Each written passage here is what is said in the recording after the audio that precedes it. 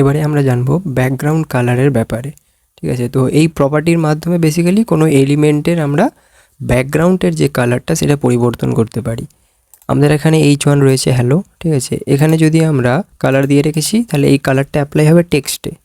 এবার এখানে আমরা ব্যাকগ্রাউন্ড কালার লিখলাম, দেখো প্রথমেই চলে এসেছে এন্টার ব্যাকগ্রাউন্ড কালার, তারপরে লাইক অ্যাকোয়াটা সিলেক্ট করলাম আমরা। এবার যদি দেখি তাহলে দেখো H1-এর, তারপরে দেখো এখানে এক্সাম্পল দেওয়া রয়েছে, একটা ডিভ ক্রিয়েট করা আছে। তো চলো এটাও দেখে নিই। দিয়ে কপি করলাম, এখানে H1টাকে আপাতত বাদ দিয়ে দিচ্ছি, কমেন্ট করে দিলাম, ডিভটা নিলাম। ওকে, তো এখানে দেখো ক্লাস দেওয়া রয়েছে কার্ড।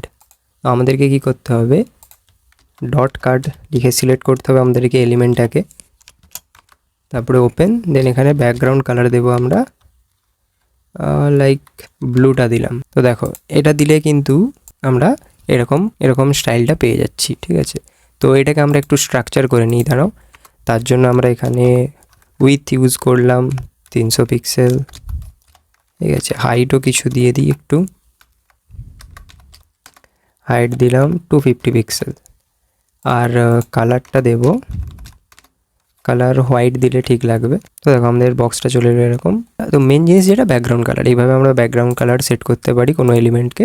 তারপরে দেখো ব্যাকগ্রাউন্ড ইমেজ, এলিমেন্টের ব্যাকগ্রাউন্ডে আমরা ইমেজও ব্যবহার করতে পারি। এখন কালার দিচ্ছি, পরে ইমেজও ইউজ করতে পারি। তার জন্য তার সিনট্যাক্সটা হচ্ছে এই যে এরকম, যেমন ডট হিরো দেওয়া আছে, এটা ক্লাস নেম কোনো একটা এলিমেন্টের, সেখানে ব্যাকগ্রাউন্ড ইমেজ দিয়ে ইউআরএল, তার মধ্যে আমাদেরকে লিঙ্কটা দিতে হয় বা পাথটা দিতে হয় যেখানে যেই ফোল্ডারে আমাদের রয়েছে। যেমন এখানে এই ডিভটাই রয়েছে ধরো, তো এই ডিভের লেখাগুলোকে আমি আপাতত বাদ দিয়ে দিচ্ছি। এখানে কি করব আমরা, ব্যাকগ্রাউন্ড কালারের জায়গায় ইউজ করব ব্যাকগ্রাউন্ড ইমেজ। এ দেখো 3 নম্বরে চলে এলো ব্যাকগ্রাউন্ড ইমেজ, তারপরে লিখবে ইউআরএল। এ দেখো ইউআরএল এটা এলো, এখানে আমাদেরকে একটা ইউআরএল দিয়ে দিতে হবে ইমেজের, বা ওই বললাম পাথ দিয়ে দিতে হবে। যেমন এখান থেকে আমি কিছু একটা ইন্টারনেট থেকে ইমেজের ইউআরএল নিয়ে নিচ্ছি। তো দেখো যা হোক আমি এখান থেকে এই ইমেজটাই নিয়ে নিচ্ছি, ঠিক আছে। এখান থেকে কপি ইমেজ অ্যাড্রেস, তারপরে এখানে কোডে এসে ইউআরএলের মধ্যে সেটাকে আমরা পেস্ট করে নিলাম। এবার গিয়ে দেখি চলো, তো দেখো ইমেজটা চলে এলো। এখানে যেহেতু উইথ হাইটটা এরকম আমরা ফিক্স রেখেছি, তো সেইটুকুই স্পেস নিয়েছে ইমেজটা। তো এবার তারপরে দেখো, তো এটা বুঝতে পারলে যে ব্যাকগ্রাউন্ডে কীভাবে তোমরা ইমেজ ইউজ করবে। তারপরে দেখো ব্যাকগ্রাউন্ড ইমেজ রিপিট, এটা হচ্ছে যে ডিফল্ট বিহেভিয়ার অনুযায়ী ছোট ইমেজ রিপিট হতে পারে। মানে হচ্ছে যে ধরো তুমি কোনো একটা ইমেজ দিয়েছো, বাট সাইজ অনুযায়ী সেই ইমেজটা খুবই ছোট, তো কী হবে, যেই এমটি স্পেসটা থাকবে বাকি স্পেসে তোমার ওই একই ইমেজটা রিপিট হয়ে যাবে। মানে দাঁড়াও দেখাচ্ছি তোমাদেরকে। এখানে দেখো আমরা কি করলাম, উইথটা 600 পিক্সেল করে দিয়েছি, হাইটটাকে 650 করে দিয়েছি। এবার দেখবে কেমন হবে। এখানে কিন্তু দুটো ইমেজ আছে, এই যে লাইনটা বুঝতে পারছো, জুম করলেও দেখো এখানে দুটো ইমেজ পরপর। যেহেতু আমাদের হাইটটা আমি বাড়িয়ে দিয়েছি 650, তাই জন্য দেখো উইথটা এটার অনেক বড় ইমেজ, উইথটা তাই ওর জন্য রিপিট হচ্ছে না। যেহেতু হাইটের সাইজটা বেশি আছে তাই দেখো নিচে আরেকটা ইমেজ এসে গেছে। তো এটাকে অফ করার জন্য আমরা কি ইউজ করি, ব্যাকগ্রাউন্ড রিপিট নো রিপিট, ঠিক আছে। তো আমরা এখানে আসবো সিম্পলি, দেন এখানে জাস্ট ব্যাকগ্রাউন্ড ইমেজটার পরেই আমরা লিখবো ব্যাকগ্রাউন্ড রিপিট। এই দেখো ব্যাকগ্রাউন্ড রিপিট, এখানে আমি লিখবো নো রিপিট। নো রিপিট যখনই করে দেব, তো দেখো নিচের ইমেজটা চলে গেল ফট করে। তো এটাই হচ্ছে আমাদের এই ব্যাকগ্রাউন্ড ইমেজ রিপিট যেই ব্যাপারটা, সেটাকে ফিক্স করার উপায়। তারপরে আবার দেখো এর কিছু আরও ভ্যালুজ রয়েছে, ঠিক আছে। শুধু যদি তুমি রিপিট করতে চাও অ্যাকচুয়ালি, তাহলে রিপিট লিখতে পারো, নো রিপিটের জন্য নো রিপিট। যদি তুমি এক্স অ্যাক্সিসে রিপিট করতে চাও দেন এক্স, ওপর নিচে রিপিট যদি ওয়াই অ্যাক্সিসে করতে চাও তাহলে রিপিট ওয়াই লিখবে, ওকে। তারপরে দেখো রয়েছে ব্যাকগ্রাউন্ড সাইজ, মানে হচ্ছে ব্যাকগ্রাউন্ড ইমেজটা কত বড় হবে সেটা ফিক্স করতে পারবে এইভাবে। ব্যাকগ্রাউন্ড সাইজের কিছু ভ্যালু রয়েছে, এখানে আমি দেখাচ্ছি তোমাদেরকে। ব্যাকগ্রাউন্ড সাইজ, ঠিক আছে, দেখো অটো মানে যেমন নর্মালি থাকে অটো থাকবে, কন্টেন আছে, কভার আছে, এই তিনটেই মেন। এখানে তোমাদেরকে দেখাই, এই দেখো যদি আমরা কভার করি তাহলে কী হবে, ইমেজটা পুরো কন্টেনার কভার করবে, মানে পুরো কন্টেনার জুড়েই তোমার ইমেজটা দেখাবে। এটা হিরো সেকশানে খুব বেশি ব্যবহার করা হয়। যেমন এখানে যদি আমরা দিয়ে দিই কভার, আমাদের যে হাইট উইথ 650 600, তো সেটা পুরোটাই হাইট উইথটা কভার করে ইমেজটা ইউজ হয়েছে।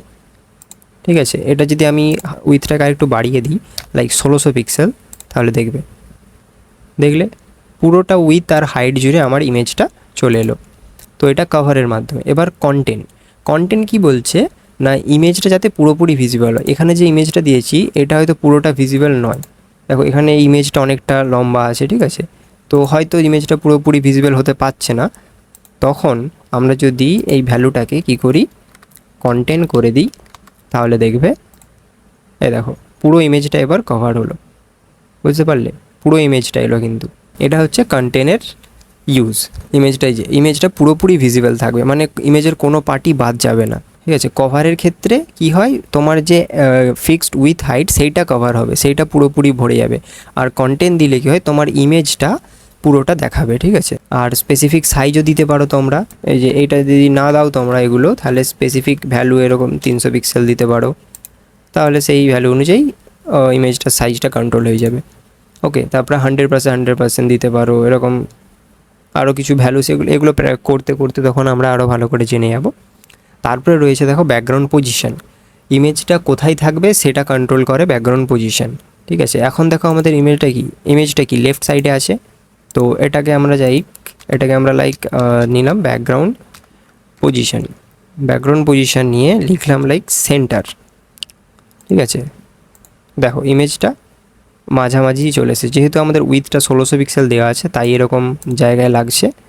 তো এটাকে আমরা উইথটাকে কী করি না 100% করে দিই, তাহলে পুরো যে স্ক্রিন সাইজ সেটাই নেবে।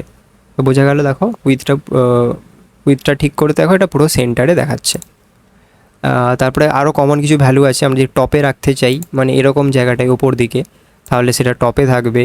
ঠিক আছে, বটমে রাখতে চাইলে বটমে, লেফট রাইট এই যেমন ভ্যালুগুলো রয়েছে। তারপরে আমরা এইভাবে দুটোকে পেয়ার করেও ইউজ করতে পারি, সেন্টার টপ, লাইক এটাকে আমি রাখলাম সেন্টার টপ, তাহলে দেখবে এই জায়গাটায় চলে আসবে। দেখো চলে এলো সেন্টার টপ। দুটো ভ্যালুকে এরকম পেয়ার করেও আমরা ইমেজটাকে প্লেস করতে পারবো। হলো, তারপরে দেখো ব্যাকগ্রাউন্ড অ্যাটাচমেন্ট, অর্থাৎ ব্যাকগ্রাউন্ড স্ক্রল করবে নাকি ফিক্স থাকবে সেটা কন্ট্রোল করে। ব্যাকগ্রাউন্ড অ্যাটাচমেন্ট বেসিক্যালি ব্যাকগ্রাউন্ডটা স্ক্রল করবে নাকি সেটা ফিক্স থাকবে সেটাই কন্ট্রোল করে। যেমন দেখো ব্যাকগ্রাউন্ড অ্যাটাচমেন্ট, এখানে লিখলাম ব্যাকগ্রাউন্ড অ্যাটাচমেন্ট, এই যে সেকেন্ড নম্বরে ফিক্স লিখে দিলাম। তো দেখো মাউসটা সরছে কিন্তু এটা স্ক্রল হচ্ছে না। আর যখন ভ্যালুটা আমি স্ক্রল করলাম দেখবে ইমেজটাও স্ক্রল হবে, দেখতে পাচ্ছ একটু একটু স্ক্রল হচ্ছে। জুম করে দেখাই, এ দেখো পুরোটা স্ক্রল হয়ে গেল। এবার এটাকে যদি আমি ফিক্স করে দিই, প্রথমে হয়তো ভালো করে বুঝতে পারোনি তোমরা, দেখো এবার ভালো বুঝতে হবে। দেখো পেজ কিন্তু স্ক্রল হচ্ছে অথচ ব্যাকগ্রাউন্ডটা ফিক্সই রয়েছে। বোঝা গেল তাহলে ব্যাকগ্রাউন্ড অ্যাটাচমেন্টের কাজ। আর এটা প্যারাল্যাক্স এফেক্টের জন্য ভালো ব্যবহার হয়। হ্যাঁ, এটা প্যারাল্যাক্স এফেক্টের জন্য ব্যবহার হয়, অর্থাৎ যেখানে ফোরগ্রাউন্ড আর ব্যাকগ্রাউন্ডের উপরে যেটা থাকে সেটা ফোরগ্রাউন্ড, দুটো ডিফারেন্ট স্পিডে মুভ করে। ঠিক আছে, সেটা হচ্ছে প্যারাল্যাক্স স্টাইল।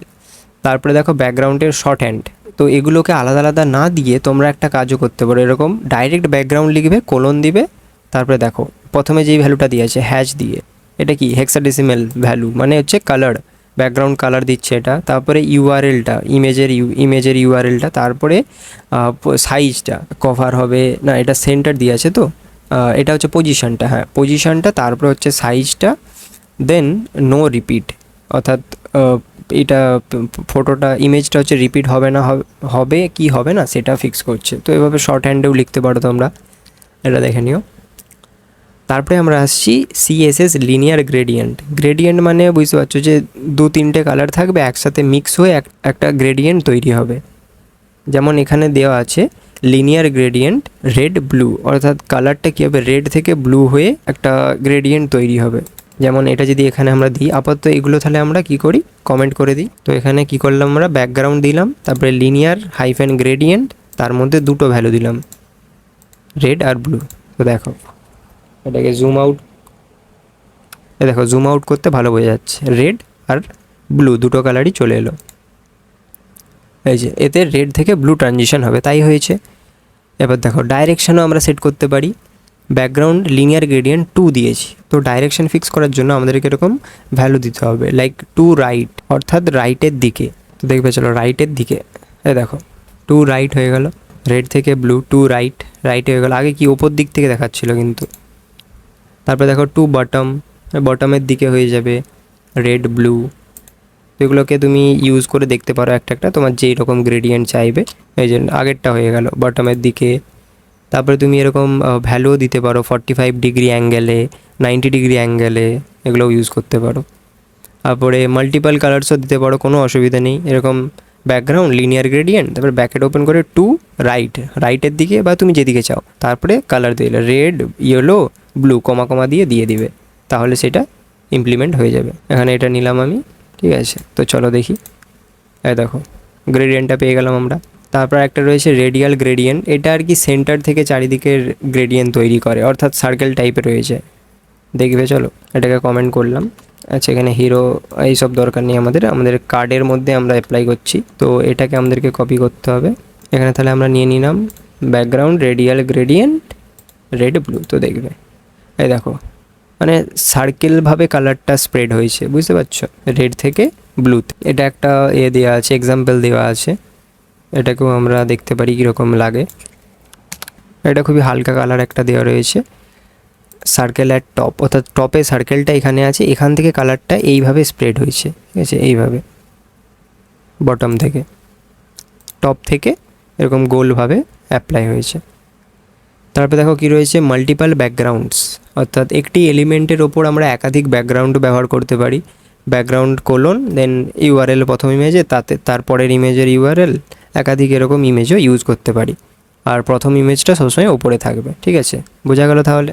তারপরে দেখো কুইক রিভিশন দেওয়া রয়েছে, ঠিক আছে। টেক্সট কালারের জন্য কালার কোলন দিয়ে ভ্যালু, ব্যাকগ্রাউন্ড কালারের জন্য ব্যাকগ্রাউন্ড হাইফেন কালার দেবে, দেন কোলন ভ্যালু।